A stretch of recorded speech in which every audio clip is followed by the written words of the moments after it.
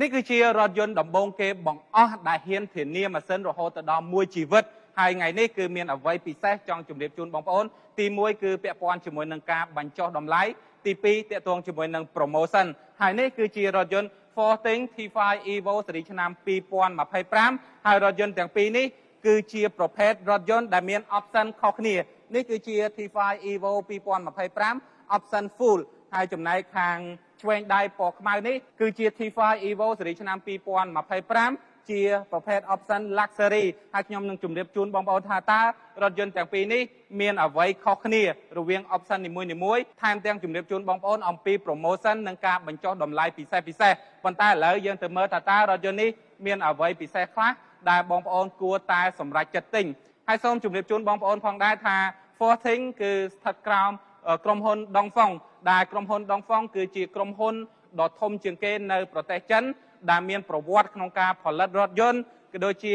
អាវុធហើយនិងគ្រឿងចក្រផ្សេងជាពិសេសគ្រឿងអេឡិចត្រូនិកយូរឆ្នាំណាស់មកហើ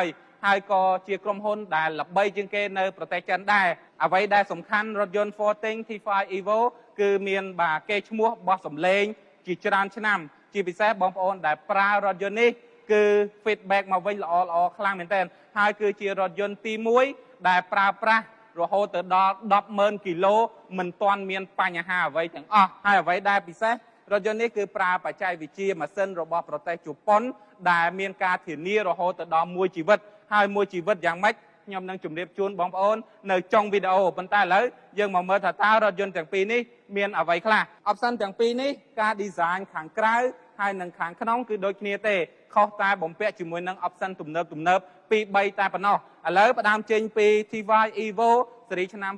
2025ប្រភេទ full option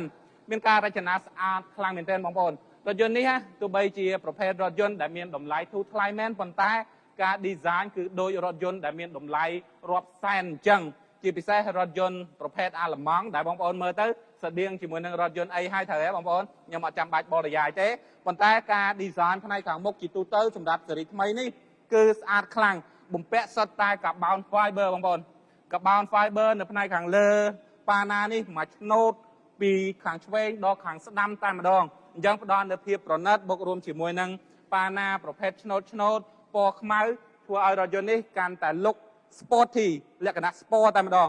ហើយក៏មានកាមេរ៉ាចំនួន1គ្រាប់ផ្នែកខាងមុខហើយនឹង sensor ចូលចតរហូតទៅដល់4គ្រាប់បូករួមជាមួយនឹងការ spoiler ផ្នែកខាងមុខដែលលួយចេញមកខាងក្រៅបែបនេះដែលមើលទៅលក្ខណៈ sport មែនទែនហើយក៏មាន logo របស់ Forting ដែរអញ្ចឹងនៅផ្នែកខាងមុខគឺជាទូទៅគឺស្អាតខ្លាំងបងប្អូនមិនថាពណ៌សមិនថាពណ៌ខ្មៅទេគឺស្អាតដូចគ្នាឥឡូវយើងមកមើលផ្នែកចំហៀងបងប្អូនកន្លែងនេះខ្ញុំចង់ជម្រាបជូនបងប្អូនដែរគឺមានchromeពីខាងលើដល់ខាងក្រោមធ្វើឲ្យរថយន្តនេះមើលទៅកាន់តែស្អាតថែមមួយកម្រិតទៀតបូករួមជាមួយនឹង daytime running light បែបស្អែកណាបងប្អូនដោយសារតែជាកូនចៅចិនតែមើលទៅគឺស្អាតខ្លាំងហើយភ្លឺច្បាស់បូករួមជាមួយនឹងភ្លើងកន្លែងខាងមុខនេះបំភ្លឺពេលយប់នេះក៏ជាប្រភេទ LED ដែរភ្លឺច្បាស់ល្អខ្លាំងមែនទែនងាកមកខាងឆ្វេងនេះបងប្អូនមានកង់ប្រភេទ Sport ទំហំ19 អ៊ីង design លក្ខណៈ Sport ពណ៌ខ្មៅតែម្ដងហើយកង់នេះយើងអាចមើលនៅខាងក្នុងតាមរយៈកាមេរ៉ានៅផ្នែកចំហៀងនេះតិចទៀតខ្ញុំនឹងបង្ហាញបងប្អូនហើយចំពោះកញ្ចក់មើលក្រោយមានកាមេរ៉ាក៏ដូចជាមានសញ្ញោផងដែរងាកមកខាងក្រោយបងប្អូននេះនិយាយទៅជាទូទៅរថយន្តនេះគឺមានទំហំធំក៏ដូចជាប្រភេទ SUV ដែល design បែប sport ដែលមើលទៅគឺស្អាតគ្រប់ជ្រុងតែម្ដងជាពិសេសផ្នែកខាងក្រោយក៏មានចំណុចពិសេសដែលបងប្អូននឹងចាប់អារម្មណ៍ដែរជាពិសេសគឺការ design stop ហើយនឹងរបាភ្លើងមួយឆ្នោតបែបនេះគឺស្អាតដាច់គេតែម្ដងហើយ T5 Evo នេះគឺ design បែបនេះមុនគេបង្អស់តែម្ដងហើយឥឡូវយើងឃើញរថយន្តផ្សេងគឺ design បែបហ្នឹងអស់ហើយ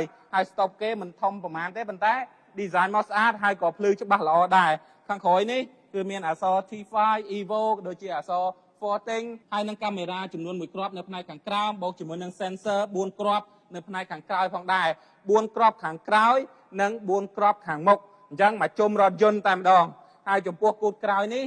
គឺជាប្រភេទបើកអូតូម៉ាទិកតែម្ដងប្រើជាមួយនឹងប្រព័ន្ធអេឡិចត្រូនិកក៏ដូចជាមានបូមអញ្ចឹងណាបងប្អូនហើយចំពោះផ្នែកខាងក្រោយនេះគឺយើងអាចអង្គុយក៏ដូចជាដាក់អីវ៉ាន់បានមកទលាយតែម្ដងហើយអីវ៉ាន់យើងអាចដាក់បានច្រើនណាស់មើលទៅអាចដាក់វ៉ាលីបាន4 5ក៏ ក៏ដូចជាមាន radio សម្រាប់យើងគ្របអីវ៉ាន់នៅពេលដែលយើងមានអីវ៉ាន់ច្រើនកុំឲ្យវាឃ្លីងឃ្លោងឬក៏មានអីវ៉ាន់ដែលមានក្លិនយើងគ្របមកកុំឲ្យវាភាយចូលទៅផ្នែកខាងក្នុងណាបងប្អូនអញ្ចឹងជួយឲ្យរថយន្តកាន់តែមានផាសុកភាពថែមមួយកម្រិតទៀតហើយចំពោះ luxury ខុសជាមួយនឹង full option ត្រង់នេះបងប្អូនគឺផ្នែកខាងក្រោយនេះគឺយើងអាចក្រវាសជើងដើម្បីបិទបើកគូតខាងក្រោយនេះបានចំណែក full option គឺអត់មានទេប៉ុន្តែលុះត្រាតែយើងមានសោទៅយើងអាចក្រវាសជើងដើម្បីបើកគូតខាងក្រោយនេះបានណាបងប្អូនតែជាទូទៅយើងប្រើតែប៊ូតុងនឹងទេទៅណាមិនអស់ផងអញ្ចឹងសរុបរួមគូតខាងក្រោយនេះខ្ញុំមើលទៅគឺស្រឡាញ់បូករួមជាមួយនឹងការ design បំពង់ស៊ីម៉ាំង4អញ្ចឹងមើលទៅកាន់តែ sport បូករួមជាមួយនឹង spoiler នៅផ្នែកខាងលើទៀតកាន់តែពិសេសឥឡូវយើងមកមើលពណ៌សវិញបាទពណ៌សក៏មានការរចនាដូចគ្នាដែរគ្រាន់តែថាពណ៌សនៅពេលដែលសាច់វាពណ៌សហើយកន្លែងនេះពណ៌ខ្មៅមើលទៅប្លែកម្យ៉ាងដែរតែបើពណ៌ខ្មៅកន្លែងនេះក៏ពណ៌ខ្មៅអញ្ចឹងយើងមើលអត់ដឹងទេតែពណ៌សគឺកន្លែងនេះពណ៌ខ្មៅអញ្ចឹងមើលទៅស្អាតម្យ៉ាង sensor 4គ្រាប់បំពង់ស៊ីម៉ាំង4បាទអក្សរ Forting ក៏ដូចជារបាភ្លើងមួយឆ្នូតស្អាតខ្លាំងហើយចំពោះ full option បាទពណ៌សនេះគឺជា full option គឺអត់មានប្រព័ន្ធកវាសជើងដើម្បីឲ្យបិទឬក៏បើកគូតក្រោយទេប៉ុន្តែយើងនៅរក្សាបាននៅគេហៅថាគូតខាងក្រោយបើកអូតូដូចគ្នាបាទហើយនឹងមានឧបករណ៍មួយចំនួនទៀតសម្រាប់យើងបាទពាក់ឬក៏ដាក់តាមផ្លូវនៅពេលដែលយើងមានឧបទ្ទយហេតុបែកកង់អីអញ្ចឹងណាបងប្អូនដោយសារខាងក្រោយនេះយើងមានបាទឧបករណ៍មួយចំនួនសម្រាប់យើងដោះកង់ហើយនឹងមានកង់សាគូផងដែរនៅផ្នែកខាងក្រោយអញ្ចឹងជាទូទៅផ្នែកខាងក្រោយខ្ញុំមានតែប៉ុណ្ណឹងឥឡូវយើងចូលទៅមើលផ្នែកខាងក្នុងសម្រាប់បាទប្រភេទ full option ហើយចំពោះការ design ជាទូទៅគឺដូចគ្នាទាំងស្រុងតែម្ដងបងប្អូនមើលទៅអត់មានអីខុសគ្នាទេខុសតែ option ដែលបំពាក់នៅផ្នែកខាងក្នុងទេគឺការ design ជាមួយនឹងពណ៌លឿងបងប្អូនពណ៌នេះគឺពណ៌លឿងដែលខុសពីស៊េរីមុនពណ៌ cherry អញ្ចឹងស្អាតម្យ៉ាងដែរហើយក៏មានម៉ាឡុកម៉ាស៊ីនត្រជាក់នៅផ្នែកខាងក្រោយនេះម៉ាឡុកម៉ាស៊ីនត្រជាក់ហើយនឹងមានកន្លែងយើងបញ្ចូលថ្មនៅខាងក្រោមនេះកន្លែងយើងដាក់ទូរស័ព្ទហើយនឹង space វិញគឺធំទូលាយ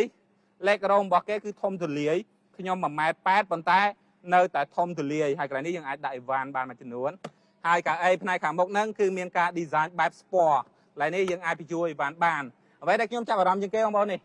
គឺផ្នែកខាងលើយើងទទួលបានដំបូលដែលយើងអាចបើកពីមុខរហូតដល់ក្រោយឯណោះបាទអញ្ចឹងនៅពេលដែលធ្វើដំណើរផ្លូវឆ្ងាយឬក៏ធ្វើដំណើរនៅកន្លែងដែលមានទេសភាពសម័យថាយើងធ្វើដំណើរទៅគិរីរម្យឬក៏ទៅមណ្ឌលគិរីយើងអាចបើកដើម្បីស្រូបយកខ្យល់អាកាសផ្នែកខាងក្រៅបានអូខេឥឡូវយើងចូលទៅមើលផ្នែកខាងមុខកន្លែងតកង់ឡានក៏មានចំណុចពិសេសច្រើនដែលបងប្អូនគួរតែបាទពិចារណាក៏ខ្ញុំគិតថាបងប្អូនប្រកាសជាស្រឡាញ់ដូចខ្ញុំអញ្ចឹងបាទដោយសារតែវាស្អាតពេកបងប្អូននេះផ្នែកខាងក្នុងស្អាតណាស់ហើយជាពិសេសខ្ញុំស្រឡាញ់ជាងគេគឺអេក្រង់ហ្នឹងតែម្ដងជាប្រភេទអេក្រង់ភ្លោះដែលមានទំហំរហូតទៅដល់ 10.25 អ៊ីងយើងអាចមើលកាមេរ៉ា360 degree ហើយកាមេរ៉ាហ្នឹងដូចខ្ញុំបញ្ជាក់មុនហ្នឹងអញ្ចឹងគឺយើងអាច zoom បានហើយយើងអាចមើលជា 3D ហើយយើងអាចមើលចំហៀងឆ្វេងស្ដាំអីតាមចំណង់ចំណូលចិត្តរបស់បងប្អូនយើងមើលកង់ក៏បានដូចខ្ញុំបញ្ជាក់មុនហ្នឹងអញ្ចឹងណាបងប្អូនហើយយើងអាច zoom បានហើយកាមេរ៉ានេះគឺយើងអាច record បាននៅពេលដែលយើងទិញរថយន្តនេះគឺយើងអត់ចាំបាច់ទៅដាក់កាមេរ៉ាផ្សេងទេដើម្បី record ពេលធ្វើដំណើរទេដោយសារតែកាមេរ៉ា360នៅក្នុងរថយន្តនេះគឺអាច record បានតែម្ដងហើយកន្លែងនេះគឺមានការ design ស្អាតបែប carbon fiber ក៏ដូចជាម៉ាឡុកម៉ាស៊ីនត្រជាក់ design មូលដូចឧបករណ៍នៅក្នុងយន្តហោះណាបងប្អូនហើយយើងអាចសេរីបញ្ជាតាមនឹងបានហើយកន្លែងនេះជាប្រភេទ touch screen យើងអាច touch screen បានកន្លែងដាក់កៅទឹកក៏ដូចជាកូនសោមានរហូតដល់2ប្រអប់លេខ7វគ្គអូតូប្រើលេខដៃក៏បានលេខអូតូក៏បានអក្សរពេនៅនេះបាទនេះយើងរុញដាក់លេខ N ឬក៏ R ឬក៏ N បាទឬក៏ P យើងចុចកណ្ដាលនេះមកហើយមានប្រាំងដៃអេឡិចត្រូនិកប្រព័ន្ធ auto hold មាន dry mode ក៏ដូចជាប្រព័ន្ធទប់ចំណោតហើយនឹងមានកន្លែងដាក់កែវទឹកហើយកន្លែងនេះយើងដាក់អីវ៉ាន់បានមួយចំនួនទៀតអ្វីដែលខ្ញុំស្រឡាញ់ជាងគេគឺចង្កូតបងប្អូនចង្កូតដែល design បែប sport មានបាទប៊ូតុងជាច្រើនចុចបញ្ជាលើនេះហើយយើងអាច voice ជាសំឡេងនៅពេលដែលយើង connect ជាមួយនឹង Apple CarPlay ឬ Android Auto ណាបងប្អូនប៊ូតុងជាច្រើននៅលើនេះហើយចំពោះអេក្រង់ផ្នែកកណ្ដាលនេះគឺជាប្រភេទអេក្រង់កុងទ័រដែលមានទំហំរហូតដល់ 10.25 អ៊ីងវាប៉ិនជាមួយនឹងអេក្រង់នេះដែរហើយនឹងផ្ដល់ព័ត៌មានបានច្បាស់លាស់ល្អខ្លាំងមែនទែនដូចជាគន្លងផ្លូវដូចជាកម្រិតសាំងបាទ គីឡូម៉ែត្រដែលយើងធ្វើដំណើរហើយនឹងប្រព័ន្ធផ្សេងប្រព័ន្ធពមៀនផ្សេងគឺនៅលើនេះទាំងអស់តែម្ដងអញ្ចឹងរថយន្តនេះគឺផ្ដល់នៅជម្រើសពិសេសបូករួមជាមួយនឹងម៉ាស៊ីនដែលមានទំហំធំល្មមក៏ដូចជាធានាអស់មួយជីវិតតែម្ដងឥឡូវខ្ញុំទៅបញ្ជាក់បងប្អូនថាតើរថយន្តនេះម៉ាស៊ីនប្រមាណផលិតកម្លាំងបានប្រមាណហើយធានាមួយជីវិតយ៉ាងម៉េចបាទឥឡូវយើងអញ្ជើញទៅមើលទាំងអស់គ្នាបាទគម្របម៉ាស៊ីនគឺជាប្រភេទអូតូមានបូមបងប្អូនហើយរថយន្តនេះគឺប្រើប្រាស់ជាមួយនឹងម៉ាស៊ីន Mitsubishi 1.5 លីត្រហើយប្រើជាមួយនឹង Turbo Charge ដែលអាចផលិតកម្លាំងបានរហូតទៅដល់197 horsepower និងកម្លាំងរមួលធំខ្លាំងមែនទែនហើយប្រើជាមួយនឹងម៉ាស៊ីន4បាទន័យថា4ស៊ីឡាំងណាបងប្អូនហើយកម្រិតស៊ីប្រេងឥន្ធនៈវិញគឺត្រឹមតែ6លីត្រជាងតែប៉ុណ្ណោះក្នុងរយៈចម្ងាយ100គីឡូម៉ែត្រអ្វីដែលសំខាន់ម៉ាស៊ីននេះដូចខ្ញុំបញ្ជាក់បងប្អូនអញ្ចឹងគឺធានាមួយជីវិតហើយលើកទី1ហើយដែលរថយន្តចិន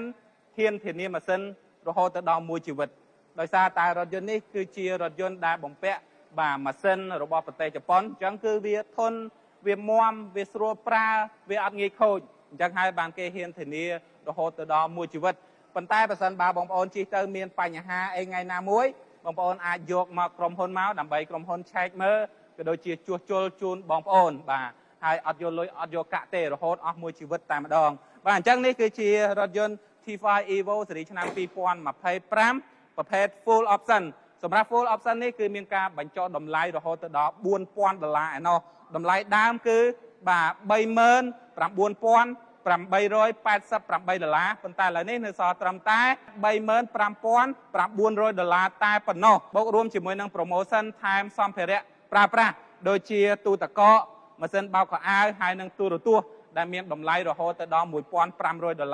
បូករួមជាមួយនឹង promotion ដែលមានស្រាប់ថែមកម្រាលជើងហើយនឹងមានការធានាក៏ដូចជាផ្ដល់ជូននៅការលាងបាទរថយន្តអស់មួយជីវិតតែម្ដងបាទគឺលាងរហូតបើសិនបើបងប្អូនប្រឡាក់រថយន្តនេះអាចយកមកក្រុមហ៊ុនដើម្បីលាងជូនដោយ free តែម្ដងដឹងស្រាប់ហើយការលាងរថយន្តម្ដងយ៉ាងហោចក៏អស់6រៀលឬក៏5រៀលដែរប៉ុន្តែបើសិនបើបងប្អូនទិញរថយន្តបាទពី Forting Cambodia គឺអត់មានការអស់លុយទេនៅពេលដែលបងប្អូនយកមកលាងឥឡូវយើងមកមើលផ្នែកខាងក្នុងរបស់បាទរថយន្ត T5 Evo ស៊េរីឆ្នាំ2025ដែរប៉ុន្តែប្រភេទ Luxury Option ហើយ Luxury Option នេះគឺខុសជាមួយនឹង Full Option គឺមាន 3-4 ចំណុចដែរដូចខ្ញុំបញ្ជាក់បងប្អូនមុនអញ្ចឹងទី1ពាក់ព័ន្ធជាមួយនឹងកូដខាងក្រោយដែលមានប្រព័ន្ធក្រវាសជើងបាទកូដក្រោយហើយចំពោះផ្នែកខាងក្នុងគឺមាន Memory Seat បាទបងប្អូន Memory Seat ដែលយើងអាចកំណត់រហូតទៅដល់4ទីតាំងឯណោះហើយចំពោះកៅអីផ្នែកអ្នកធ្វើដំណើរក៏មានប្រព័ន្ធអូតូដែរហើយចំពោះបាទកៅអីជួរអ្នកបើកបរនិងអ្នកធ្វើដំណើរផ្នែកខាងមុខគឺមានកៅអីក្តៅត្រជាក់ដូចខ្ញុំបញ្ជាក់បងប្អូនមុនហ្នឹងហើយចំពោះការ design កាមេរ៉ា360ក៏ដូចជាការ design ប្រព័ន្ធបច្ចេកវិទ្យាផ្សេងគឺដូចគ្នាទាំងស្រុងហើយតម្លៃវិញខុសគ្នាត្រឹមតែ$2,000តែប៉ុណ្ណោះតម្លៃដើមគឺ$42,888ប៉ុន្តែឥឡូវនេះបញ្ចុះ$4,000នៅសល់ត្រឹមតែ$37,900តែប៉ុណ្ណោះហើយថែមដូចជាទូទឹកកកម៉ាស៊ីនបោកខោអាវទូរទស្សន៍បូករួមជាមួយនឹងកម្រាលជើង VIP បាទការបដូរប្រេង2ដងបូករួមជាមួយនឹងការលាងរថយន្តរហូតអញ្ចឹងខ្ញុំគិតថានេះគឺជារថយន្តមួយដែលផ្ដល់នៅតម្លៃល្អបូករួមជាមួយនឹងការរចនាប្រណិតស្អាតហើយនឹងបច្ចេកវិទ្យាទំនើបព្រមទាំងបាទតម្លៃដែលគួរសមតម្លៃដែលសមរម្យបូករួមជាមួយនឹងការធានាម៉ាស៊ីនអស់មួយជីវិតទៀតអញ្ចឹងខ្ញុំគិតថាបើសិនបើបងប្អូនកំពុងតែស្វែងរករថយន្តដែលមានការ design បែប sporty ដែលមើលទៅស្អាតហើយបាទ5កៅអីជាផលិតផលរបស់ Forting អាចមកមើល Forting T5 Evo ស៊េរីឆ្នាំ2025នេះបាននៅបាទ Forting Cambodia ដែលមាន showroom នៅតាមបណ្ដោយផ្លូវជាតិលេខ 6A ដែលបងប្អូនធ្វើដំណើរពីជ្រោយចង្វាមកប្រហែលជា4-5 គីឡូបងប្អូនងាកមើលខាងឆ្វេងដៃនឹងឃើញ showroom របស់ Forting Cambodia អញ្ចឹងវីដេអូរបស់ខ្ញុំគិតថាមានតែប៉ុណ្្នឹងទេដោយសារតែក្បោះក្បាយអស់ហើយបើសិនបើបងប្អូនមានចម្ងល់ក៏ដូចជាចង់សាកសួរព័ត៌មានបន្ថែមអាចទំនាក់ទំនងទៅ Forting Cambodia ឬទំនាក់ទំនងតាមរយៈបាទលេខទូរស័ព្ទដូចមានបង្ហាញនៅបាទលើអេក្រង់ជាចុងក្រោយសូមអរគុណសូមជម្រាបលា